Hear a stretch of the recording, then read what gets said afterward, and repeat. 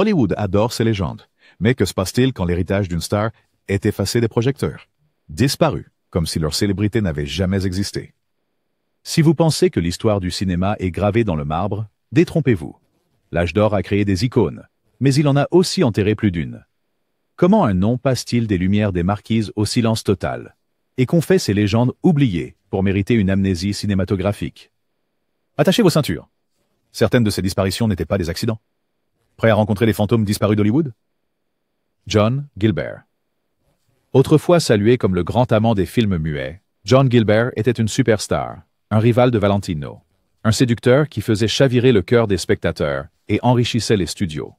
Mais dans le retournement de situation le plus brutal de l'histoire d'Hollywood, l'avènement du cinéma parlant a transformé la carrière de Gilbert en une mise en garde du jour au lendemain. Pendant des années, les cinéphiles faisaient la queue pour le voir embrasser Garbo, se battre en duel pour l'honneur ou brûler d'intensité à l'écran. Pourtant, avec l'arrivée du son, les patrons de studio, en particulier le puissant Louis B. Mayer, décidèrent que Gilbert ne passerait pas le cap. Les rumeurs se répandaient, comme une traînée de poudre, que sa voix était trop aiguë, que son personnage était trop démodé, ou qu'il avait contrarié le mauvais magnate au mauvais moment. La vérité? La voix de Gilbert était parfaitement correcte, mais les scénarios qu'on lui a donnés pour ses premiers films parlants étaient atroces. Un sabotage selon beaucoup de ceux qui étaient là. On lui a donné des répliques ridicules, une direction rigide, et il a été mis en situation d'échec. Son public autrefois dévoué, déconcerté par la nouvelle ère et le passage soudain de Gilbert à des rôles de second ordre, s'est éloigné. La star qui avait rempli les salles faisait maintenant face à des sièges vides et à des accueils froids. MGM a perdu intérêt, et d'autres studios hésitaient à contrarier Mayer. La presse a commencé à le qualifier de « has-been », alors qu'il n'avait pas encore 40 ans. En coulisses, la vie personnelle de Gilbert était tout aussi tumultueuse. Sa liaison avec Garbo s'est éteinte, ses mariages se sont effondrés, et la pression l'a conduit à l'alcoolisme. En 1936, il est mort d'une crise cardiaque à 36 ans, à peine une note de bas de page dans l'industrie qu'il dominait autrefois. Aujourd'hui, il faut creuser profondément pour trouver ne serait-ce qu'une mention de lui dans les histoires officielles. Hollywood a construit la légende de Gilbert, puis l'a effacée presque aussi rapidement, ne laissant que des murmures et de vieilles affiches comme preuve qu'il a un jour régné sur le grand écran. Lupe Vélez. Lupe Vélez était une contradiction ambulante, sauvage, spirituelle, explosive et impossible à ignorer. Surnommée la Mexican Spitfire, elle a traversé le Hollywood des années 1920 et 1930 avec la force d'un ouragan, refusant de jouer les timides ou les silencieuses. Elle était une superstar latine avant même que le terme n'existe, avec assez de charisme pour enflammer n'importe quel écran sur lequel elle apparaissait. Vélez s'est battue pour sortir de la pauvreté au Mexique, a atterri à Los Angeles et est devenue l'une des premières actrices latines à percer dans les grands films américains. Dans les comédies comme dans les drames, l'énergie de Lupe était inarrêtable. Elle ne se fondait pas dans le décor. Elle faisait exploser les portes. Pourtant, malgré tout son pouvoir de star, Hollywood la traitait comme une nouveauté exotique. Les studios la faisaient de jouer des rôles de femmes tempétueuses, fougueuses, imprévisibles. Jamais vraiment le rôle principal dans un drame sérieux. Toujours un stéréotype. Malgré cela, Vélez est devenue une attraction au box-office avec ses films Mexican Spitfire, parodiant les clichés mêmes qui la cantonnaient. Hors écran, elle faisait les gros titres, des liaisons passionnées, des interviews explosives, des querelles publiques, et un sens de l'humour mordant qui laissait les chroniqueurs mondains sur les dents. Mais Vélez était aussi une femme qui se battait sur tous les fronts, le sexisme, le racisme, et une industrie qui la maintenait dans une case. Lorsque les studios se sont lassés de son numéro ou de son refus d'être contrôlés, les rôles se sont taris. Sa vie personnelle, toujours turbulente, a dérapé. Les relations ont implosé. Sa santé mentale en a souffert, et elle a ressenti vivement la froideur de l'industrie. En 1944, la mort de Vélez par overdose est devenue une légende d'Hollywood. Elle, enveloppée de rumeurs et de mythes urbains. Aujourd'hui, la plupart des gens la connaissent, si tant est qu'ils la connaissent, par une blague cruelle sur sa fin tragique, et non pour ses films novateurs ou les barrières qu'elle a brisées pour les artistes latinos. Hollywood aimait exploiter son image, mais n'a jamais vraiment respecté son héritage. Lupe Vélez a été effacée par la même machine qui l'avait autrefois rendue célèbre, et son fantôme hante encore les marges de l'histoire d'Hollywood, juste hors champ. Paul Muni. Paul Muni était autrefois considéré comme l'un des plus grands acteurs vivants, un véritable caméléon capable de se fondre dans n'importe quel rôle. Immigrant, gangster, scientifique ou même révolutionnaire français. Dans les années 1930, son nom avait le même poids que Gable, Cagney ou Tracy. Il a reçu 6 nominations aux Oscars et a remporté pour l'histoire de Louis Pasteur. Alors, pourquoi Paul Muni n'est-il pas un nom connu aujourd'hui? Ce n'est pas par manque de talent. Muni était l'acteur de la méthode avant que Brando ne le rende à la mode, et les critiques adoraient son dévouement. Mais Muni était un perfectionniste et, ironiquement, un homme qui aspirait à l'invisibilité. Il choisissait des rôles qui nécessitaient un maquillage lourd et des transformations radicales, disparaissant souvent si complètement dans ses personnages que le public oubliait l'homme derrière le masque. Muni était également farouchement indépendant à une époque où le système des studios exigeait la loyauté avant tout. Il refusait les contrats à long terme, exigeait le contrôle créatif et était connu pour ses affrontements avec les producteurs. Cette tendance rebelle lui a valu des admirateurs parmi ses pairs, mais elle lui a aussi attiré de puissants ennemis en coulisses. Warner Brothers, après avoir gagné des millions grâce à ses performances dans Scarface, Je suis un évadé et Black Fury, s'est lassé de ses exigences et l'a progressivement mis à l'écart. Le monde a changé après la Seconde Guerre mondiale, et Hollywood aussi. Le public voulait de nouveaux visages, de nouvelles voix, et le sérieux de Muni semblait soudain décalé par rapport à la culture obsédée par la jeunesse d'après-guerre. Il est retourné à Broadway, remportant un Tony, mais sa carrière cinématographique a décliné. Au moment de sa mort en 1967, l'héritage de Muni avait été presque effacé de l'histoire officielle du studio. Aujourd'hui, même les passionnés de films classiques trébuchent parfois sur son nom, sans se rendre compte qu'ils passent à côté de l'un des véritables architectes du jeu d'acteur au cinéma. Paul Muni a joué tout le monde et tout, sauf, à la fin, lui-même. L'ultime acte de disparition, Ramon Novarro. Dans les années 20 rugissantes, Ramon Novarro était plus qu'un idole de matinée. Il était la réponse de MGM à Rudolph Valentino, une superstar née au Mexique dont le visage était affiché sur tous les magazines et dont les films faisaient des recettes en or au box-office. Sa percée, dans le rôle-titre de Ben-Hur, 1925, fut une sensation mondiale, et le public s'évanouissait devant son charme latin, ses yeux doux et son indéniable alchimie avec les actrices principales. Pendant un temps, il semblait que rien ne pouvait arrêter l'ascension de Novarro. Il a été le premier latino à devenir véritablement un séducteur d'Hollywood, et les studios se sont empressés de le commercialiser comme l'archétype du latin lover. Mais avec l'arrivée des films parlants, la popularité de Novarro a commencé à décliner. Non pas parce qu'il ne pouvait pas gérer le son, mais parce que l'appétit d'Hollywood pour les stars exotiques était capricieux, et de nouveaux visages attendaient toujours dans les coulisses. Pour compliquer les choses encore plus, Novarro était un homme gay, à une époque violemment fermée, et les studios travaillaient d'arrache-pied pour contrôler son image et supprimer les rumeurs.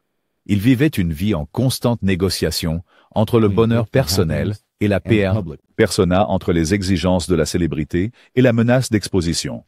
Malgré son talent indéniable et son charisme, les rôles de Novarro au cinéma se sont taris dans les années 1930, remplacés par des rôles en dessous de ses capacités ou par rien du tout. Les derniers chapitres de la vie de Novarro sont une étude de la cruauté d'Hollywood. Problèmes financiers, amitié perdue, et finalement, un meurtre brutal et sensationnaliste qui a fait les gros titres mais n'a rien fait pour raviver sa réputation. Aujourd'hui, les films de Novarro sont rarement diffusés, et son nom a été presque entièrement éclipsé, même si l'industrie vante son engagement actuel envers la diversité et la représentation. Pour tout son rôle de pionnier, Ramon Novarro reste une figure énigmatique, la grande histoire d'amour d'Hollywood perdue dans l'histoire. Gail Russell. Imaginez être si belle, si photogénique que les studios d'Hollywood se battaient pour vous signer, mais être si douloureusement timide que vous pouviez à peine parler sur le plateau. C'était le paradoxe de Gail Russell. Découverte au début des années 1940, elle a accédé à la célébrité aux côtés de John Wayne dans Angel and the Bad Man, et a laissé le public envoûté par sa voix douce et ses grands yeux hantés. Mais Russell n'était jamais faite pour la machine qu'était Hollywood à l'âge d'or. Terrifiée par les projecteurs, elle a développé une peur de la scène paralysante et de l'anxiété. La solution du studio? de l'alcool, qu'on lui donnait sur le plateau juste pour calmer ses nerfs. Au début, cela a fonctionné. La vulnérabilité tremblante de Russell apparaissait comme éthérée à l'écran, parfaite pour les héroïnes tragiques et les femmes au bord du gouffre. Elle a joué dans des succès au box-office, a fait la couverture de magazines et a même conquis le cœur de l'acteur dur à cuire, Guy Madison. Mais plus le studio poussait, plus Russell se désintégrait. Sa dépendance à l'alcool devint de notoriété publique, et à la fin de la vingtaine, elle était régulièrement dans les colonnes à scandale, non pas pour des fêtes sauvages, mais pour des accidents tragiques et des appels manqués. Les studios, toujours impitoyables, l'abandonnèrent dès qu'elle devint difficile, malgré son talent évident. Ces dernières années furent un chagrin au ralenti, une série de retours manqués, des gros titres de tabloïds, et une dernière performance dans un thriller à petit budget, avant de mourir seul à 36 ans, son corps retrouvé entouré de bouteilles vides. Aujourd'hui, Gail Russell n'est guère plus qu'une note de bas de page, ses performances lumineuses oubliées même par les passionnés de films classiques. Elle n'a pas été effacée à cause d'un scandale ou d'une controverse, mais parce que Hollywood n'avait pas de patience pour une vulnérabilité qu'il ne pouvait pas contrôler. L'histoire de Gail Russell ne concerne pas seulement une étoile perdue. C'est un avertissement sur le coût de transformer des âmes timides en légendes du cinéma. Herbert Marshall. Si vous avez regardé ne serait-ce qu'une poignée de films de l'âge d'or, il y a de fortes chances que vous ayez vu Herbert Marshall sans vous en rendre compte. Il était partout dans les années 1930 et 40. L'anglais suave dans Trouble in Paradise, l'amant condamné de Bette Davis dans The Letter, ou le patriarche noble dans Foreign Correspondent. Marshall avait une voix qui pouvait faire fondre le beurre, l'allure d'un gentleman, et un visage qui dégageait une force tranquille. Les réalisateurs l'adoraient pour son professionnalisme, et le public lui faisait confiance. Il était l'homme que vous vouliez avoir à vos côtés, ou celui que vous craigniez le plus de perdre. Mais l'histoire de Herbert Marshall est empreinte de courage caché. Il a perdu une jambe en combattant pendant la Première Guerre mondiale, puis il a appris à marcher et à danser avec une prothèse de manière si convaincante que peu de gens à Hollywood l'ont su. Malgré la douleur et les revers personnels, il a continué à travailler, sans jamais faillir, même lorsque l'industrie a commencé à courir après des stars plus jeunes et plus flamboyantes. La vérité est que l'effacement de Marshall n'était pas lié à un scandale, la politique ou un seul mauvais rôle. Il s'agissait de l'appétit insatiable d'Hollywood pour la nouveauté. Dans les années 1950, l'industrie qui valorisait autrefois la stabilité et la classe a commencé à poursuivre le choc, la jeunesse et la réinvention. Marshall s'est discrètement effacé dans des rôles secondaires et finalement dans l'obscurité. Il est mort en 1966 avec plus de 70 crédits de films à son nom et presque aucune reconnaissance moderne. Demandez à n'importe quel amateur de cinéma occasionnel qui était Herbert Marshall et vous obtiendrez probablement un regard vide. Pourtant, sa voix, sa dignité et son héroïsme discret, à l'écran et en dehors, ont construit les fondations mêmes du héros classique d'Hollywood. En fin de compte, Marshall a été effacé non par le scandale ou l'échec, mais par la marche implacable du temps. Parfois, même les légendes passent à travers les mailles du filet. Frances Farmer. Frances Farmer n'était pas juste un joli visage de plus dans le système des studios. Elle était un feu sauvage, trop intelligente et trop farouche pour les ficelles que Hollywood essayait de tirer. Farmer a explosé à l'écran à la fin des années 1930, saluée par les critiques comme la prochaine grande star. Elle n'avait pas peur de défier les réalisateurs ou de remettre en question les patrons des studios. À une époque de starlette obéissante, Frances était plus susceptible de vous engager dans un débat philosophique que de vous offrir un sourire de façade. Son intensité à l'écran n'était égalée que par son refus de jouer le jeu en dehors. Mais Hollywood ne s'accommode pas bien des non-conformistes, surtout des femmes. Farmer s'est publiquement heurté aux dirigeants de studios, a refusé de faire des coups de publicité et a rejeté les rôles qu'elle jugeait indignes d'elle. Les studios ont répondu avec la seule arme qu'ils possédaient vraiment, l'effacement. Ils l'ont dépeinte comme difficile, le baiser de la mort pour toute actrice. Pire encore, alors que les rumeurs sur ses problèmes de santé mentale se multipliaient, les tabloïds se sont régalés. Arrestations, hospitalisation et internement forcé sont devenus des gros titres, parfois des faits, souvent de la fiction. Les studios ont pris leur distance, l'écartant discrètement des rôles principaux, puis finalement des films tout court. La descente de Farmer était plus scandaleuse que n'importe quel mélodrame dans lequel elle avait joué. La véritable horreur était ce qui se passait à huis clos. Abus institutionnels, lobotomie supposée, et un système qui semblait déterminé à faire taire la femme qu'il avait autrefois célébrée. Lorsqu'elle fit un petit retour dans les années 1950, le mal était fait. Hollywood était passé à autre chose, et Frances Farmer était un mythe, ses films dispersés et sa réputation ternie. Aujourd'hui, la plupart des gens connaissent son nom non pas pour ses performances révolutionnaires, mais à travers des légendes chuchotées et des biographies tragiques. Son effacement n'était pas un accident. C'était un avertissement pour toute star osant défier le système. Evelyn Brent. Avant même que le terme film noir ne soit inventé, Evelyn Brent le perfectionnait déjà. Dans les années 1920, elle était la femme fatale originale. Des yeux brûlants, un esprit acéré, et une présence qui faisait trembler les hommes et chavirer les réalisateurs. D'Underworld à Interference, Brent a défini la femme dangereuse bien avant qu'Hollywood n'en fasse un cliché. Elle était aussi polyvalente, passant des drames criminels sombres aux films de société sophistiqués, captivant toujours l'attention avec son autorité froide et son charme désabusé. Mais avec l'arrivée des films parlants, le règne de Brent lui échappa. Certains blâmaient sa voix grave et rauque, qui aurait dû être un atout dans les films sonores, tandis que d'autres murmuraient, à propos des nouveaux régimes de studio, qui la voyaient comme une relique des années 20 folles. La vérité était plus simple et plus triste. Hollywood a toujours eu la mémoire courte, et le style de Brent ne correspondait pas aux ingénues courageuses ou aux héroïnes saines que les studios voulaient dans les années 1930. Peu à peu, ses rôles sont passés des gros titres aux notes de bas de page, des apparitions non créditées, des méchants de série B, voire des caméos à la télévision. Les réalisateurs qui autrefois imploraient son attention ont soudainement oublié son numéro. Ce qui est le plus brutal dans l'effacement de Brent, c'est à quel point il est devenu complet.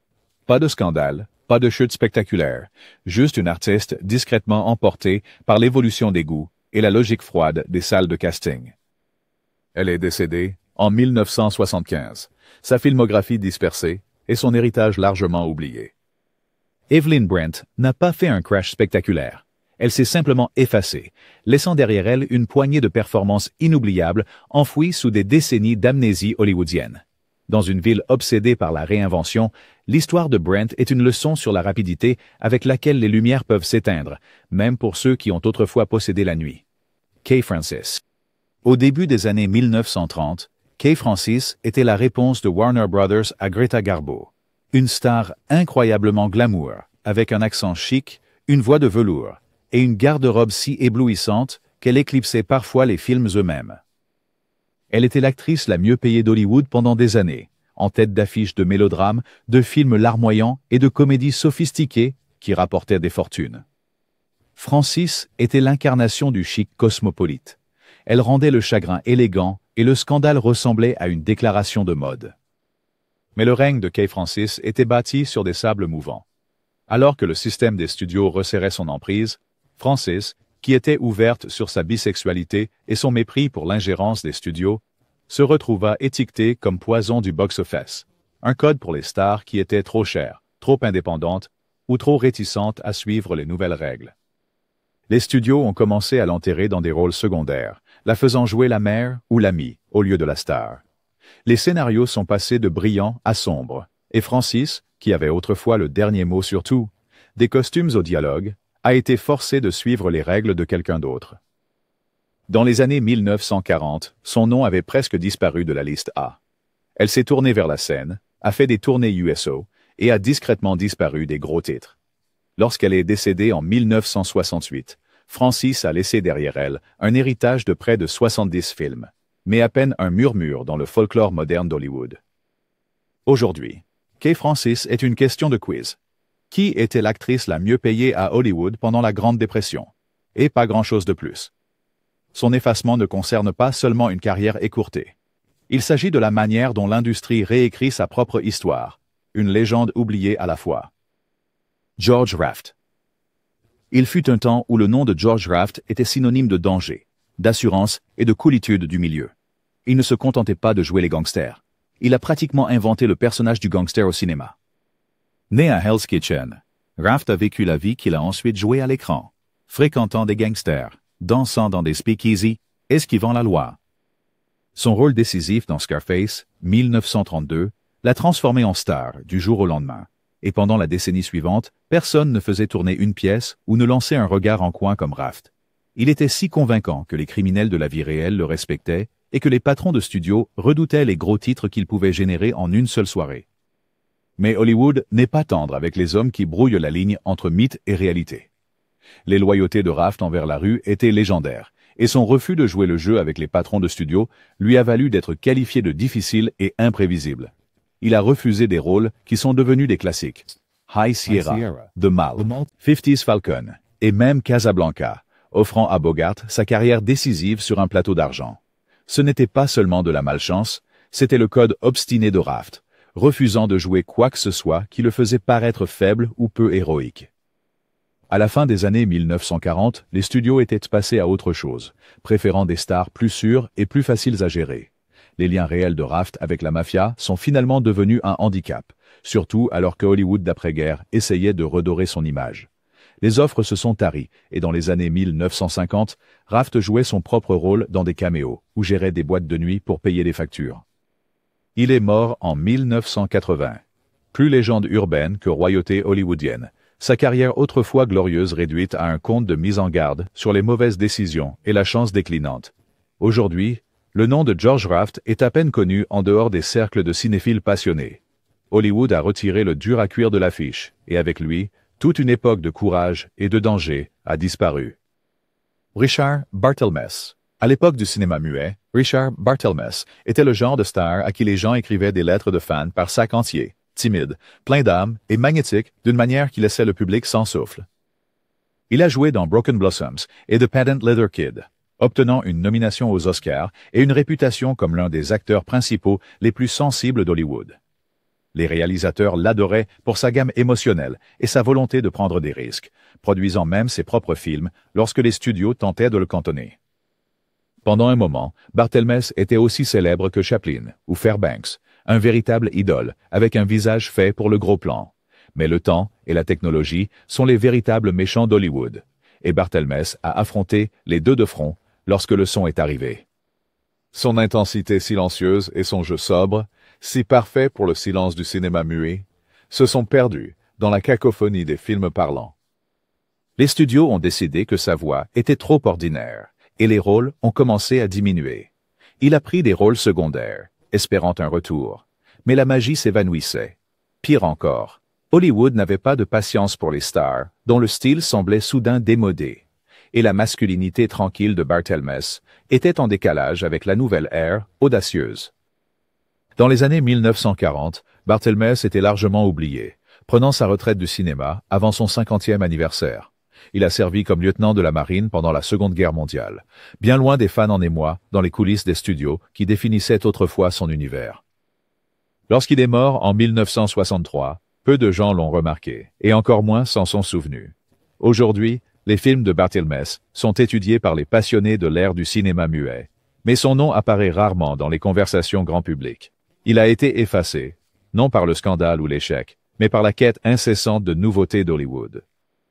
Le visage qui avait autrefois provoqué des milliers d'évanouissements s'est effacé discrètement en arrière-plan, ne laissant derrière lui que des traces vacillantes sur celluloïd. Lila Lee. Dans les années 1920, Lila Lee était le genre d'ingénue au visage frais que chaque studio convoitait. L'amoureuse de l'Amérique, avec un sourire éclatant et un charme innocent à la hauteur. Elle a joué aux côtés de Rudolph Valentino dans Blood and Sand, éblouissant critique et cinéphile. La carrière de Lee a prospéré pendant l'ère du muet, et elle a fait d'une transition sans heurts vers le cinéma parlant, prouvant qu'elle avait plus qu'un joli visage. Elle pouvait jouer et porter un film. Mais à Hollywood, la célébrité est aussi fragile que du verre. La chute de Lee ne vint pas d'un comportement scandaleux, mais de force hors de son contrôle. Alors que la Grande Dépression frappait l'industrie, les studios réduisaient les contrats et réinventaient leur liste. Lee. Luttant contre des problèmes de santé et l'indifférence des studios, ses rôles sont passés de films de premier plan à des rôles secondaires, et finalement à des films de série B qui ont à peine retenu l'attention des critiques. Puis, à la fin des années 1930, une vilaine affaire judiciaire sans rapport avec ses propres actions traîna son nom dans les colonnes de Potin, la rendant indésirable dans une industrie qui voulait toujours ses chéris impeccables. Elle a essayé de revenir sur scène et à la radio, mais les projecteurs étaient passés à autre chose. Au moment de sa retraite, l'héritage de Leela Lee était surtout chuchoté dans les coulisses d'Hollywood. Une autre étoile qui a brillé intensément, puis a glissé tranquillement dans l'oubli. Aujourd'hui, elle est rarement mentionnée parmi les grands. Malgré une filmographie qui a autrefois fait d'elle un nom connu, Hollywood n'a pas seulement oublié Leela Lee. Il l'a enterrée sous des décennies de nouveaux visages et de scandales plus récents. Son histoire est un rappel. À Tinseltown, même la chérie de l'Amérique peut disparaître sans laisser de traces. Myrna Loy. Si vous pensez que « effacer » est un mot trop fort pour Myrna Loy, considérez ceci. Autrefois, la reine incontestée du box-office des années 1930, le visage de Loy était aussi familier que celui de Clark Gable ou de Bette Davis. Elle était la femme parfaite, la spirituelle et radieuse Nora Charles dans la série Thin Man, et la star incontournable pour tout rôle nécessitant intelligence, élégance et un sens de l'humour subtil. Elle est apparue dans plus de 120 films et a été, pendant un temps, l'actrice la plus populaire en Amérique. Mais l'héritage de Myrna Loy a été lésé, et pas par accident. Malgré tous ses films à succès, elle n'a jamais reçu de nomination aux Oscars pendant son apogée, et les critiques l'ont souvent écartée comme une simple star comique ou de soutien. Peu importe que sa chimie et son esprit vif aient défini toute une époque de comédie romantique. Alors que les années 1940 arrivaient, les priorités d'Hollywood ont changé. Les histoires de guerre, le film noir et le mélodrame ont éclipsé le genre qu'elle dominait, et Loy, toujours au sommet de son art, s'est retrouvée exclue de la nouvelle vague de films dramatiques intenses. Elle n'a jamais complètement disparu. Loy a travaillé régulièrement pendant des décennies, est devenue une militante engagée et a finalement reçu un Oscar d'honneur. Mais son statut de légende de premier plan n'a jamais égalé son impact réel. Aujourd'hui, même les amateurs de films classiques peuvent avoir du mal à nommer plus de quelques-uns de ses titres. Et son influence est souvent éclipsée par les hommes avec qui elle a partagé l'affiche. Myrna Loy n'a pas été effacée par un scandale ou un échec, mais par l'habitude tenace d'Hollywood de mettre de côté les réalisations des femmes, surtout quand elles sont trop douées pour donner l'impression que c'est facile. La reine du point aveugle d'Hollywood méritait mieux, tout comme ses films. Philip Loeb. Philip Loeb était un acteur de caractère apprécié et un pionnier de la télévision, surtout connu à la fin des années 1940 pour son rôle de patriarche chaleureux et sage, Jake Goldberg, dans le sitcom à succès, The Goldbergs. Il n'était pas seulement un visage familier, il était un symbole de l'optimisme de la classe moyenne, une présence rassurante dans les salons à travers l'Amérique. Hors écran, Loeb était également respecté en tant que défenseur des droits des acteurs et organisateur syndical dans un secteur réputé pour exploiter ses talents. Mais son militantisme à une époque de paranoïa anticommuniste en fit une cible lorsque l'ère de la liste noire s'effondra. Accusé, sans preuve réelle, de sympathie communiste, Loeb fut emporté par la purge des studios. Les sponsors paniquèrent, les chaînes cédèrent, et Loeb fut discrètement écarté de The Goldbergs, son nom effacé des génériques et sa réputation en lambeaux. Pour Loeb, un homme qui avait consacré sa vie à son art et à ses collègues acteurs, l'effacement était dévastateur. La liste noire n'était pas seulement une condamnation à mort professionnelle, c'était une annihilation personnelle, le coupant du monde qu'il avait contribué à construire. Il a eu du mal à trouver du travail, a fait face à des dettes croissantes et a combattu la dépression, alors que ses amis s'éloignaient par peur. Loeb s'est suicidé, une autre victime de la culture de la peur à Hollywood. Aujourd'hui, il n'est guère plus qu'une note de bas de page dans les livres d'histoire. Son héritage est éclipsé par ceux qui ont survécu à la purge et par l'industrie qui l'a permise. L'histoire de Loeb est un rappel brutal. Parfois, l'effacement est délibéré, un produit de la lâcheté et de la cruauté collective. Il méritait d'être rappelé comme un pionnier, pas comme un fantôme dans la machine hollywoodienne. Fredi Washington. Fredi Washington aurait dû être une superstar. Au début des années 1930, elle était l'une des actrices les plus électrisantes à jamais illuminer l'écran. Talentueuse, intelligente et d'une beauté saisissante, avec une présence qui pouvait captiver la caméra. Sa performance en tant que Piola dans Imitation of Life, 1934, était si puissante qu'elle résonne encore dans l'histoire du cinéma. Une actrice noire jouant une femme métisse, se faisant passer pour blanche dans un film qui osait aborder la question raciale à une époque où la plupart d'Hollywood détournait le regard. Pourtant, l'existence même de Washington dans le système des studios était un défi au statu quo. La réponse d'Hollywood? Lui donner un rôle iconique, puis lui fermer toutes les portes au nez. La vérité était brutale. Il y avait peu, voire aucun, rôle substantiel pour les femmes noires, qui ne correspondait pas au modèle de la comédie ou de la servante soumise.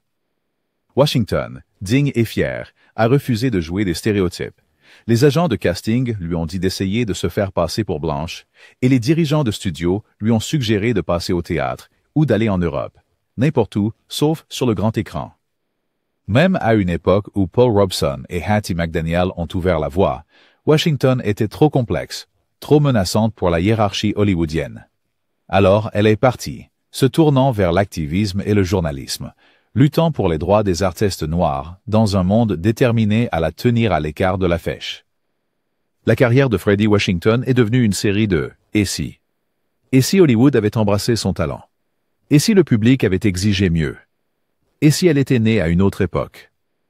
Aujourd'hui, son nom est à peine connu en dehors des cercles d'histoire du cinéma, mais son effacement est une tâche coupable sur le bilan d'Hollywood.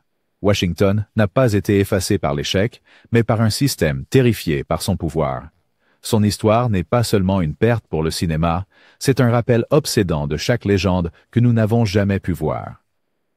Et voilà, les légendes perdues dans l'éclat d'Hollywood, chacune un chapitre manquant dans l'histoire du cinéma. Quels noms vous ont le plus surpris? Selon vous, quel héritage mérite un retour? Partagez vos réflexions ci-dessous et n'oubliez pas de vous abonner pour plus de vérités cachées d'Hollywood et d'histoires inédites.